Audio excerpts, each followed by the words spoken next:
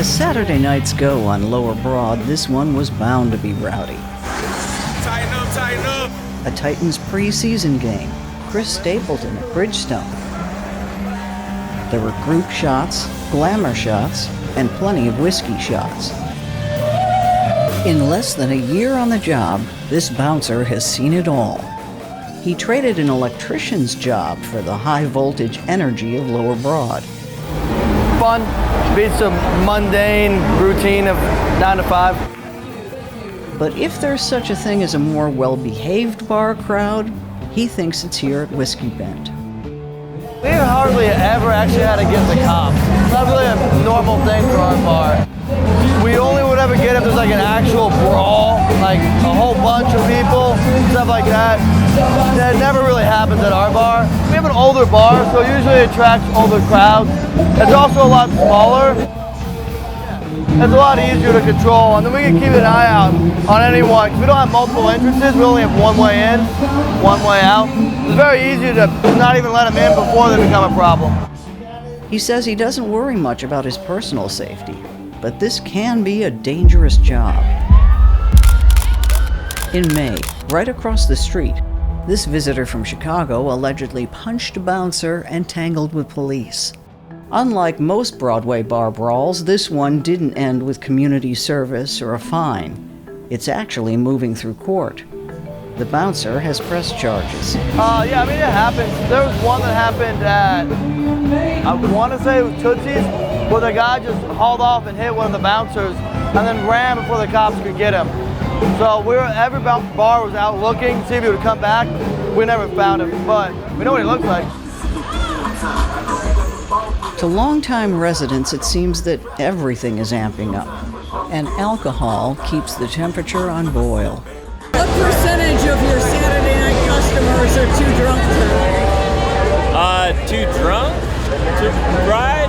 Well, that's like kind of our whole thing. I mean, we kind of like, that's why we exist. It's like 50% people that are just trying to get a ride back to their hotel, and 50% they're a little too drunk to do anything about it. So yeah, I gave this ride to a guy named Charlie last night that he passed out in the back. I don't know if I should tell you all that, but he did. It was with his friend, and we had to like kind of slap him around a little bit and wake him up. It was trippy. Well, tonight there's new evidence in the mysterious disappearance of a college student who went missing 10 days ago during a fraternity trip to Nashville. It's been less than 5 months since Nashville made national headlines for the death of Riley Strain. It's just minutes after Strain had been kicked out of a downtown Nashville bar.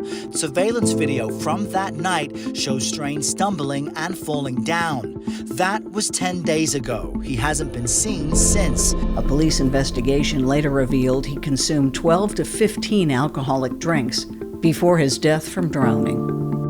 But that news seems to have quickly come and gone. Are there any bars down here that you would avoid? Avoid? No, I would never avoid anything.